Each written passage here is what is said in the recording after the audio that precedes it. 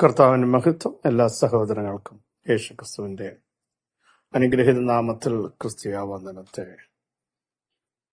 അറിയിക്കുന്നു. നിന്നാൽ ഞാൻ പടക്കൂട്ടത്തിന്റെ നേരെ പാഞ്ഞു ചെല്ലും. എന്റെ ദൈവത്താൽ ഞാൻ മതിൽ ചാടിക്കടക്കുമെന്ന് ദാവീദ് പറയുക. നിശ്ചലമായി നിൽക്കുന്ന ശക്തിയാണ് മതിൽ കാണിക്കുക മാറുന്നത്. പക്ഷെ അതിനെ കണ്ട് നിരാശപ്പെടാതെ എന്റെ ദൈവത്താൽ അത് ഞാൻ ചാടിക്കടക്കും. യോസഫ് ഫലപ്രദമായൊരു മുന്തിരിവള്ളി, യോസഫിന്റെ മുമ്പിലും തടസ്സമായി മതിൽ പോലെ നിൽക്കുന്ന ശക്തികളുണ്ട്. പക്ഷേ അവിടെ എഴുതിയിരിക്കുന്നു, യോസഫ് മതിലിന്റെ മീതെ പടരുകയാണ്. യോസഫ് വളരുമ്പോൾ മതിൽ താഴോട്ട് വരിക, അതിന്റെ മീതെ യോസഫ് വളരുകയാണ്.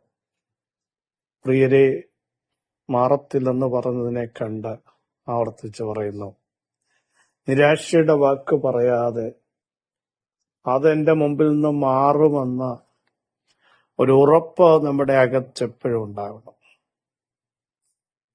സ്തോത്രം ചെയ്യാമോ? എന്റെ ദൈവത്താൽ മതിൽ ചാടിക്കടക്കും. ഈ പടക്കൂട്ടത്തിന് നേരെ പാഞ്ഞിച്ച്, ജീവനുള്ള ശക്തിയാണ് പടക്കൂട്ടം. അതിന് മനുഷ്യമായ ശക്തിയും കരുത്തുമൊക്കെ ഉണ്ടെങ്കിലും നമുക്കറിയാം, ഫെലിസ്ത്യ ശക്തികൾ ഇസ്രായേലിനെ നിന്ന് വെല്ലുവിളിച്ചു. അവർ പുറകോട്ട് പോയിക്കൊണ്ടിരുന്നപ്പോഴാണ് ആ വെല്ലുവിളി ഏറ്റെടുത്തുകൊണ്ട് ഫെലിസ്ത്യ സൈന്യത്തിന്റെ നേരെ ദാവീദ് പുറപ്പെട്ടത്. ഗൊല്യാത്തിനോട് പറയാ, നീ നിന്ദിച്ചിട്ടുള്ള സൈന്യങ്ങളുടെ ദൈവമായ യഹോവയുടെ നാമത്തിൽ ഞാൻ നിന്റെ നേരെ വരുന്നു. സഹോദരങ്ങളെ, ഇന്ന് പകലിലും ദൈവത്തിന്റെ വചനത്തിന് പറയാനുള്ളത്, ശത്രുവിനെ വലുതായി കാണാതെ നമ്മുടെ അകത്ത് വ്യാപരിക്കുന്ന ദൈവശക്തിയുടെ വ്യാപാരം ഏറ്റെടുത്ത് മുൻപോട്ട് മൂവ് ചെയ്യാൻ തയ്യാറാകുമെങ്കിൽ ഒരു ശക്തിക്കും നമ്മളെ തോൽപ്പിക്കാൻ, നമ്മളെ ഒതുക്കാൻ കഴിയാതെ വണ്ണം ദൈവസാന്നിധ്യം കൊണ്ട് അവിടെ നമ്മെ നിറയ്ക്കും എന്നുള്ളതിന് സംശയം. ചാടിക്കടക്കേണ്ടടുത്ത് ചാടിക്കടക്കുവാൻ, നേരിടേണ്ടതിനെ നേരിടുവാൻ ദൈവം നമ്മുടെ സങ്കേതമായി ബലമായി ഇറങ്ങി വരും എന്നുള്ളതിന് സംശയമില്ല. ധൈര്യത്തോടെ പറ, എന്റെ നീതിമാൻ വിശ്വാസത്താൽ ജീവിക്കും. എന്റെ നീതിമാൻ വിശ്വാസത്താൽ ജീവിക്കുമെന്ന് ഈ ദിവസങ്ങളിൽ പ്രഖ്യാപനം ചെയ്യുമെങ്കിൽ ഒരു ശക്തിക്ക് നമ്മളെ കീഴ്പ്പെടുത്താൻ കഴിയത്തില്ല. സ്തോത്രം ചെയ്താട്ടെ. യോബിന്റെ പുസ്തകം 8-ാം അധ്യായം 21-ാമത് വാക്യം, അവനിനിയും നിന്റെ വായിൽ ചിരിയും, നിന്റെ അധരങ്ങളിൽ ഉല്ലാസഘോഷവും നിറയ്ക്കും.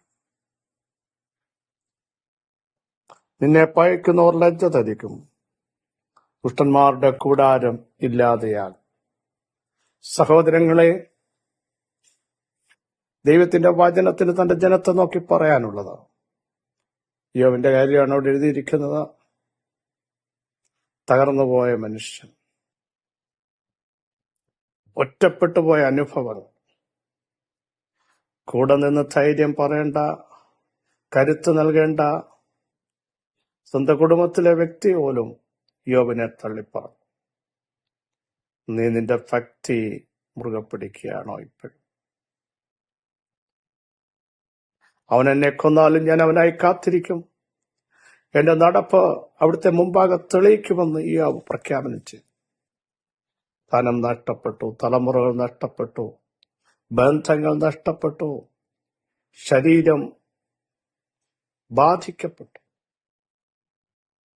അതിന്റെ നടുവിലും പ്രത്യാശ മുറുകെ പിടിച്ച, എന്റെ നടപ്പ് ദൈവം മുമ്പാകെ തെളിയിക്കും, എന്റെ ദൈവാരാധന എനിക്കറിയാമെന്ന ഉറക്ക വിശ്വാസം പ്രഖ്യാപിച്ച യോബ്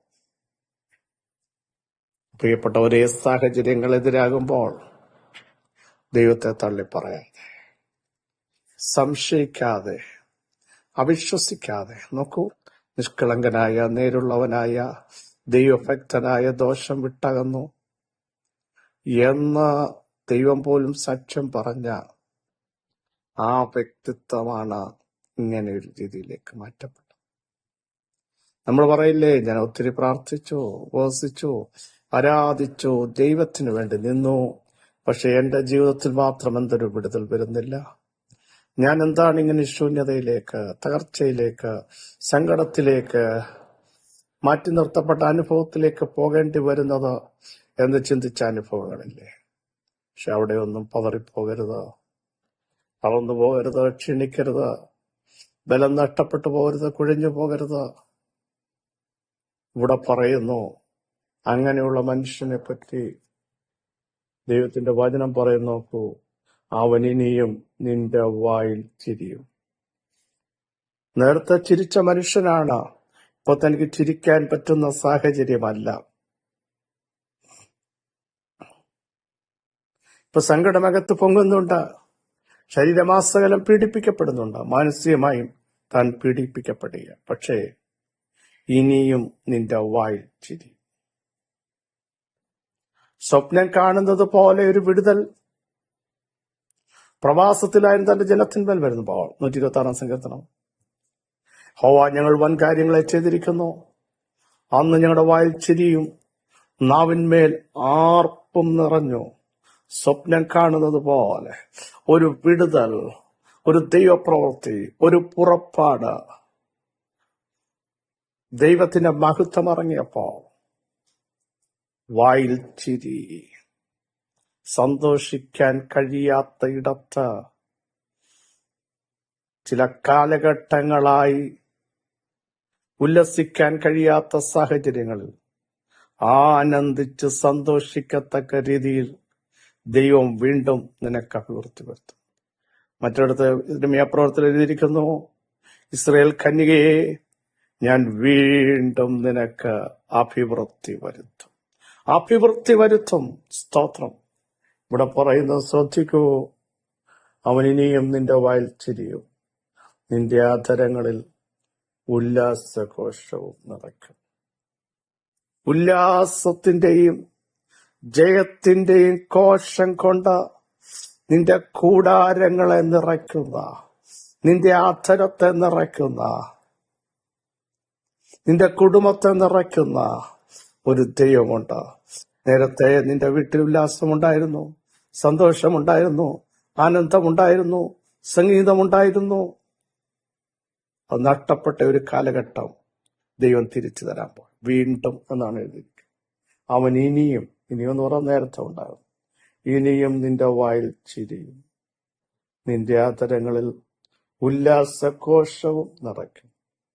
നിന്നെ പകയ്ക്കുന്നവർ ലജ്ജ ധരിക്കും, ദുഷ്ടന്മാരുടെ കൂടാരം ഇല്ലാതെയാണ്. നോക്കൂ, 42-ാം അധ്യായത്തിൽ വന്നപ്പോൾ വീണ്ടും വിശ്വാസം പ്രഖ്യാപിക്കുന്ന ഒരു മനുഷ്യൻ, ഹോവേ, അങ്ങയ്ക്ക് സകലവും കഴിയുമെന്നും അവിടുത്തെ ഉദ്ദേശങ്ങളൊന്നും അസാധ്യമല്ലെന്നും ഞാൻ അറിയുന്നു എന്ന് പറഞ്ഞപ്പോ വിടുതൽ അന്നേരം വന്നില്ല. അതേ അധ്യായത്തിൽ നഷ്ടപ്പെട്ടതെല്ലാം ദൈവം തിരിച്ചു നൽകി. തന്റെ വായിൽ ചിരി നൽകി, നാവിന്മേൽ ഉല്ലാസവും ആർപ്പും നൽകി.